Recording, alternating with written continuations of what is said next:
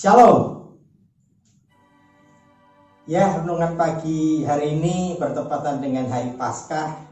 Kita akan mencoba merenungkan firman Tuhan dari Injil Yohanes.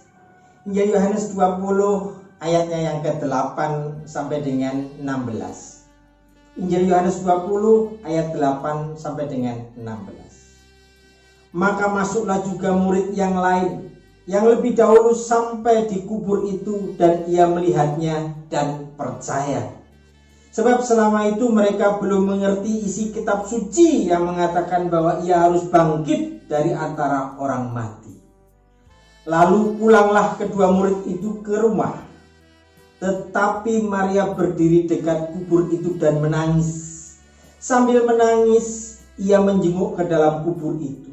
Dan tampaklah olehnya dua orang malaikat berpakaian putih, yang seorang duduk di sebelah kepala dan yang lain di sebelah kaki di tempat mayat Yesus terbaring. Kata malaikat itu kepadanya, "Ibu, mengapa engkau menangis?" Jawab Maria kepada mereka, "Tuhanku telah diambil orang dan aku tidak tahu di mana ia diletakkan." Sesudah berkata demikian, ia menoleh ke belakang dan melihat Yesus berdiri di situ.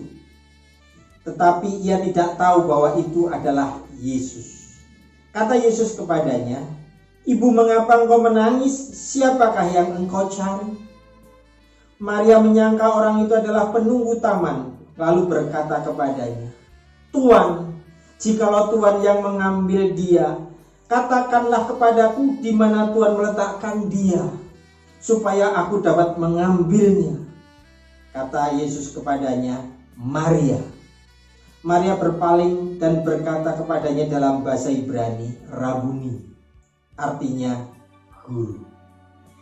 Ya, Alkitab mencatat bahwa orang pertama yang melihat Yesus sesudah Yesus bangkit adalah Maria Magdalena. Yesus punya Petrus, Yesus punya Yohanes, Yesus punya Yakobus, dan Yesus punya 8 murid yang lain. Kenapa mesti Maria? Kenapa mesti Maria Magdalena? Yang dikatakan dalam Alkitab ada 7 roh jahat yang dikeluarkan dari tubuhnya. Kadang kita melihat ada orang yang tidak masuk dalam hidupnya. Dalam Alkitab pun kalau dicari, Maria Magdalena hanya muncul 11 kali. Sedangkan Petrus, Yohanes 100 kali lebih. Nggak kelihatan apa yang dilakukan oleh Maria Magdalena, hanya di ujung-ujung mulai disebutkan. Tetapi Tuhan bisa pakai dia. Seseorang yang tidak mau meninggalkan kubur Yesus yang kosong walaupun 2 murid Yesus pergi. Seseorang yang menangis saat Yesus tidak ada. Seseorang yang merasa Yesusnya hilang. Saya kerja naik komuter lain. Saya pegangan di atas. Seluruh indera perasa itu ada di belakang, di dompet. Dompet gerak sedikit, saya bisa tahu. Semuanya juga seperti itu. Semua terpusat kalau naik angkot. Ada di dompet ini semua indera perasa. Gerak sedikit tahu. Tapi apakah kita masih sadar? Saat Yesus kita hilang, diambil orang. Saat Yesus kita hilang, diambil pekerjaan kita. Saat Yesus kita hilang, diambil hobi kita. Saat Yesus kita hilang, diambil kesibukan.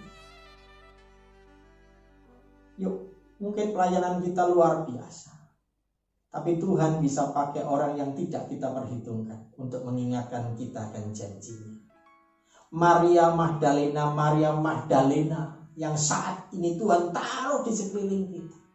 Yuk coba kita lihat mereka.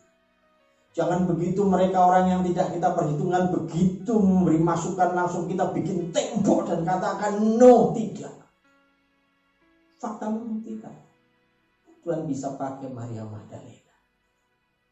Bahkan dikatakan murid-murid itu di Injil Lukas dikatakan, tetapi bagi mereka perkataan-perkataan itu seakan-akan omong kosong, dan mereka tidak percaya kepada perempuan-perempuan itu. Mereka tidak percaya juga. Apakah kita akan mengulang kesalahan mereka? Apakah kita akan menolak firman Tuhan hanya karena disampaikan orang yang tidak masuk hitungan? Yuk, boleh kita buka hati kita. kita dengarkan apa yang dikatakan Tuhan melalui orang-orang yang tidak masuk itu. Dan saat ini mungkin banyak Maria Magdalena ditaruh di sekeliling kita. Bukan untuk membenci kita, tapi untuk mengingatkan kita akan janji Tuhan. Untuk mengingatkan kita akan firman Tuhan. Supaya jalan kita tetap lurus. Di hari Paskah ini, kita buka hati kita untuk Maria Magdalena yang ada di sekitar kita. Tuhan Yesus memberkati.